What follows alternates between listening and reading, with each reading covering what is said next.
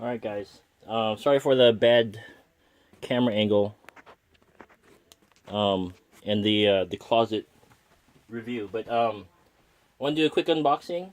Quick meaning, what am I averaging, 20-30 minutes now? I'm over at my brother's house, and I forgot my tripod and things, so my phone is sitting on top of boxes and stuff. So hopefully you can see everything. I'm going to do it real quick because I am going to play it tonight, some of my new stuff. It's going to be just a one-part unboxing. There are 2 games in this box. I'll do the other one later on under better circumstances. But I know there was a game that I had partially unboxed before, Devastation of Indians, and then it came out and did it, but I hadn't really unpacked much of anything. And since I want to get started and getting this game ready to play, I want to just show everyone what's in it, because I actually haven't really seen much of any kind of unboxings. I've seen some gameplay videos. And just so you guys know, I don't back everything on Kickstarter, although I'd really like to. Some games, you just gotta see if it makes it to retail, because there's been so many games I backed on Kickstarter that just didn't have the same kind of following you'd think it would, based on how, when it comes out to retail, sometimes, the general public just isn't as excited as you are. So, today, wow, the box is a lot bigger than I thought it was going to be. Today I have Catacombs, 3rd edition, and wow, and it's heavy too. No wonder shipping was so freaking expensive. And then because it's a retail packaging, but also because I bought it online, I was able to get, aside from not having the all the Kickstarter perks, I was able to get the expansion, Caverns of Soloth. And yeah, so this plus the core game is was pretty close to the Kickstarter package price. I just didn't get all the extra Kickstarter. I don't know if they were exclusives, but like all the add-ons or whatever they may have had, I didn't get, which is fine. I really, the only way I'm gonna know what I'm missing is if someone in my gaming group brings the Kickstarter edition. I'm finding that the newer group of folks, the newer community I've been gaming with, very few people are Kickstarter supporters. Or, not that they don't support Kickstarter, but they just buy stuff retail. They're not caught up in the pre-ordering game, as they should not be. Kickstarter should be helping out the little guys. You hear that, Simon? Give me my game. And you guys too, Artipia. I pre-ordered Project Elite. Not to be spouting off sour grapes or anything, bitterness. But I was a little bit wary about backing a game from overseas. But because I already knew that Artipia had a good reputation, fairly good. My friend had Among the Stars. It was a great game, and I'm sure Project Elite is a great game. But who knows when that's going to come out. Anyways, back to Catacombs. So, pop off the lid. We have standard cards, and I have plenty of sleeves. Plenty of things to sleeve here. They look like character cards, and I'm sure all the other character thingies. We got some air packing tape. Oh my gosh. And all the, I've seen these on videos, but holy cow, look at all the things to flick around. So many.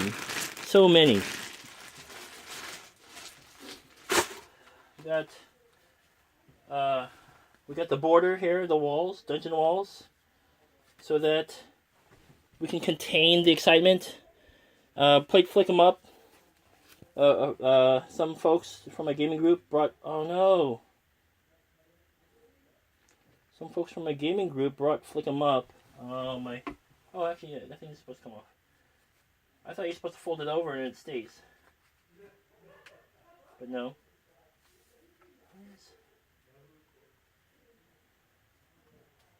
No, I guess not. It's supposed to break off.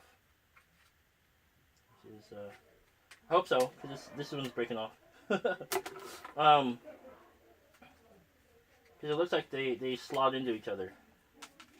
Right there. I saw on, was it on Rado's preview? He folded over the flap to keep the wall straight, but my flap here fell off. And it was already half broken off when I pulled it out. So I'm hoping that's just how it came out. Sure it'll be okay. Anyways, what was I talking about?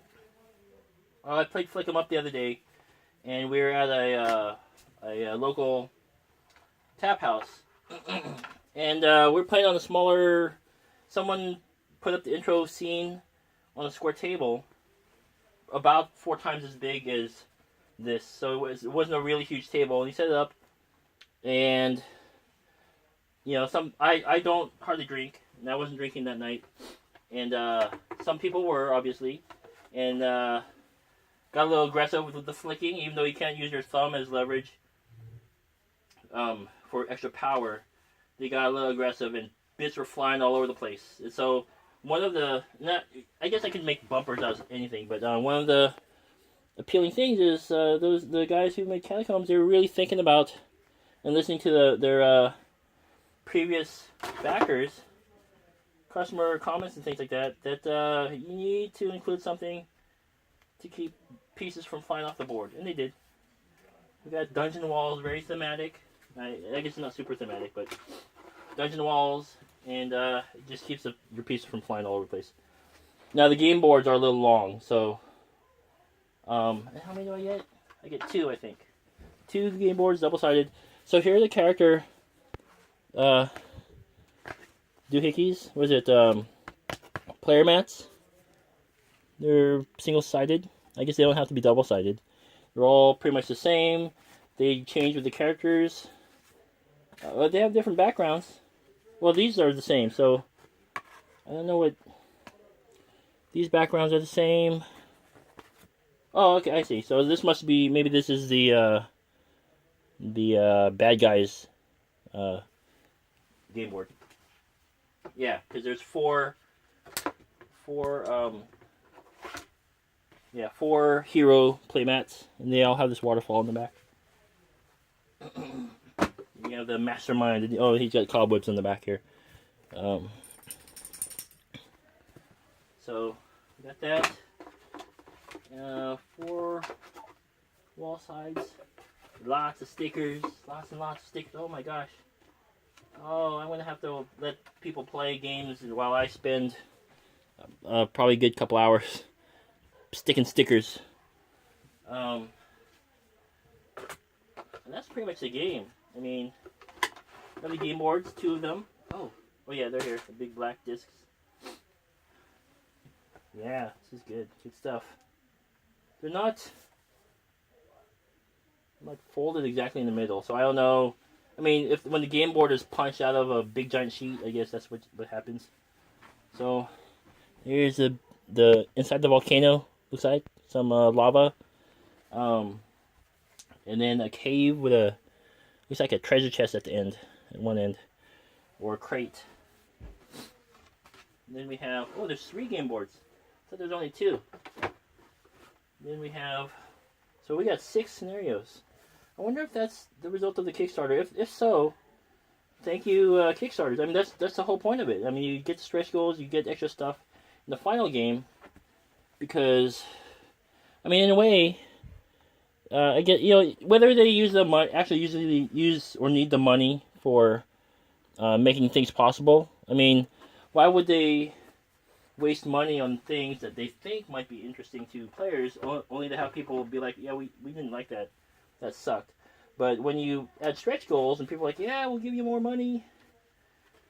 If you add those things, it kind of shows them, yeah, okay, we can add these things, and it won't be a total waste of time and money because people want them. Ooh, I didn't see this one before. It's like inside the castle, some castle ruins or something. yeah, this is awesome. Awesome, awesome. It makes for a really quick unboxing, actually. Excuse me. So yeah, we have stickers and lots of stickers, player mats. I actually prefer this game over Flick 'em Up. I understand Flick 'em Up comes in a nice wooden box and everything. And by the way, I was gonna surprise you guys, but I got Flick 'em Up. It's actually, I'm giving it to my brother for his birthday, and he already knows, so there's no surprise. His birthday isn't until summertime, but he has expressed an interest. I will actually, I think I'm gonna unbox it. He doesn't do unboxing videos, and I like showing things off. Get a little excited about it. Get my friends excited about it, and yeah. But I actually prefer Catacombs because of the dungeon crawling element and the fact they can cast spells and things. And whereas Flick 'em Up is straight up wood pieces and rules around them. And I think Flick 'em Up has the potential to take up much more space than necessary. I mean, you know, when you go into a building, and I'm opening the deck, by the way. When you go into a building and then you have to pick a space that doesn't, where your flicking won't interfere with the other stuff on the board. I mean, basically, you have the potential of taking up 2 or 3 tables, right? Even if the other satellite tables are smaller. You know, you can't keep the game. We already have like games like Twilight Imperium, Arkham Horror. I picked up Argent the Consortium. Some reviewer on Amazon said that takes up more space than Arkham Horror. And I actually have not set up for a full game. I had a 3-player game set up so I could try to learn it, but I actually didn't get around to doing anything with it because I got asked to play another game. So, yeah, it's Flick 'em Up. And then you have the risk of pieces flying all over the place. I have a local gaming store where if they find unusual pieces, they'll let you know. And plus, they don't have any floor vents for things to fall into. It's carpeted. Floor might be a little bit easier, I guess. But anyways, there are a few places I would feel comfortable bringing Flick 'em Up, knowing that I could lose pieces. How pricey the game was, and how, I mean, I don't know how many extra pieces you get. Maybe there are enough extra bullets and things that you don't have to worry about it, or whatnot. So. And then they go do goofy things with the expansion, which I did get the expansion too. I'm kind of a completist. I'm hoping that they don't whip out another expansion now that people are starting to get the games. So we have the cards. They actually feel kind of thin, so I really can't wait to sleeve these because I think they need them. And they're not standard, so I actually do not have a lot of sleeves for these. I think they feel like they're. I just got Shadow Rift. And they feel like the same size as the Shadow Rift cards. I don't know what that means. Maybe they're like Dominion-sized cards. I kind of know what that means. I do not own Dominion, but I know people who do. And they feel like Euro cards. That's what they feel like.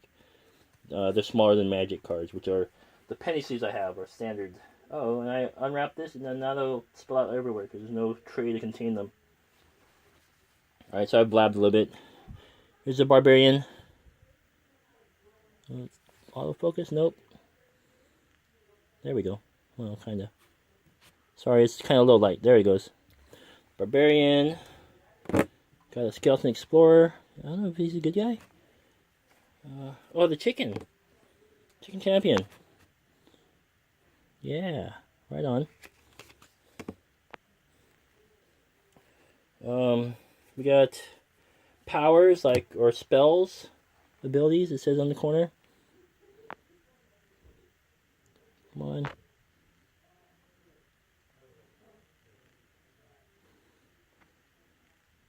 Come on, we all know what it is.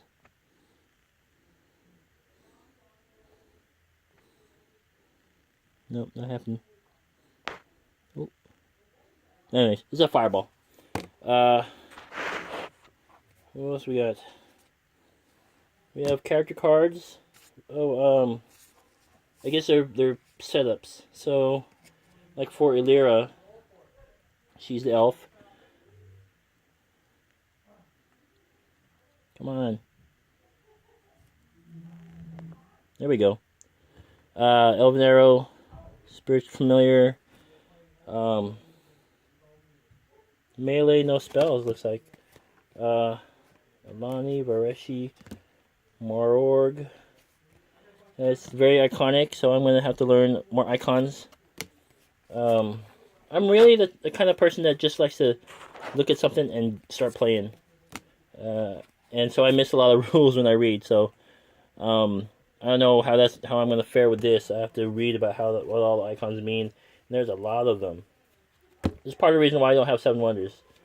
Oh, the other part is my brother has it. I mean, he owns it, so you can learn the rules for that. But I really like stuff with lots of stuff. Heal all spells. Oh, I like this. Is so Catacombs. If you don't know, Catacombs is a dexterity dungeon crawler, and so you set up cards to they represent some of these. Like these are the character cards, and they have you have items and spells and things like that. Other ones are like room cards, and they tell you how to set up each room, and you'll draw some randomly, and you'll encounter each room will have a different setup of monsters and things. You got level 1 rooms, level 2 and level 3, and you'll just go through, and you'll have points in the game where you can stop by, like, you know, if you ever played like like Diablo or something, right? You go and you're descending down, and you can go to the shop, and in between, like, every 10 levels, you have an opportunity to go to the shop and upgrade your items and things like that. Well, every level, actually, if you're talking about Diablo, but, you know, or you're playing, like, Hero's Quest or something like that. And they have breaks in the game where you can stop by and visit the dungeon, or you might actually be in the cave, and there's, like, some mysterious peddler, kind of like, or like with Torchlight. Torchlight's one of my favorite games. You'll have peddlers inside the caves sometimes, and they'll sell you stuff, potions and things, and so you'll get a couple breaks during the game till you get to the big boss. Right? These are ailments, or, you know, effects. Devoured, teleported, poisoned cards. Yeah, so that's why I like this. It's not as, I mean, you really have just discs that, you know, you flick around very similar boards, because even though you get different sceneries, the pillars, which are like these black discs, they stick on the board, and I'll show it to you in the gameplay, or you can look one up. It's already on YouTube. Stick on the board, and they're static. They don't move. Unlike Flick 'em Up, where you can have varied scenery. You can have any kind of scenery you want. You make it up yourself. So, but in this game, it's more focused on character interaction. You know, here's one of the big bosses, I think, Fire Demon, or one of the things you can summon demons. And they're very cartoony. So, I mean, the first edition, or the earlier editions, I don't know, the first and second editions, they were like really serious, and I don't know, the artwork looked kind of cheesy, because, I mean, they were tried to make them look realistic, right? And I don't know, it just works better with cartoony graphics, I think. It just does. Cobwebs, what's this? Oh, this is the boss guy. One of them. And they have minions. Yeah, and so Flick 'em Up, what it comes down to in Flick 'em Up is, I mean, no matter what, it's you gotta kill the other team, basically. That's it. Each person has 2 hit points, or 3 hit points, or something. I forget, maybe 5. But anyways, they have each player has hit points, and you just flick back and forth until somebody dies, or until the majority of a team dies, or whatever. I guess there are objectives, but since I only played the intro game, that's all I know. But this is more.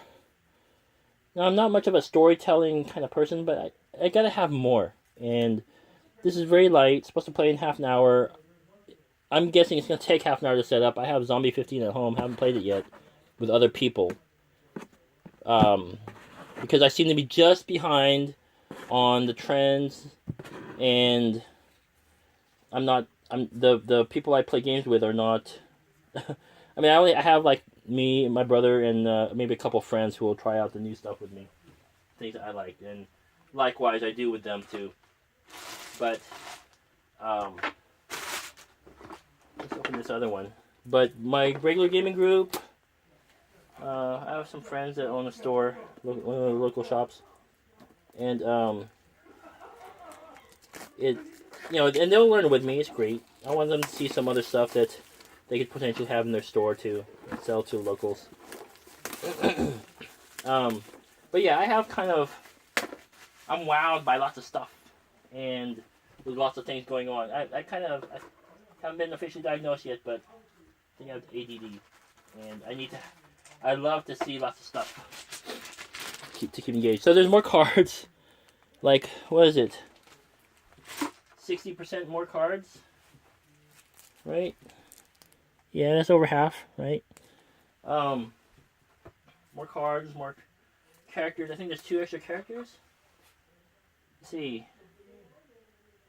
I guess there's 5 hero cards. I'm guessing because there's 25 hero and ability cards. Let's see.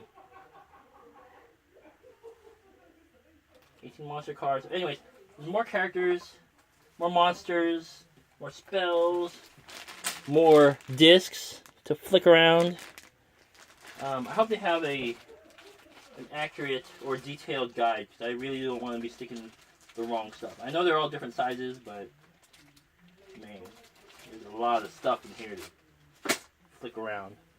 So we'll do a close sweep of the game board stuff, and the next time I have this on video, it's gonna be they're all gonna be have stickers and stuff on them. So, Cavern of Soloth. Oh, I'm gonna set you guys down real quick. Put the lid on one-handed. Cavern of Soloth. And there's the back of the box. You guys can see. Set you guys down again.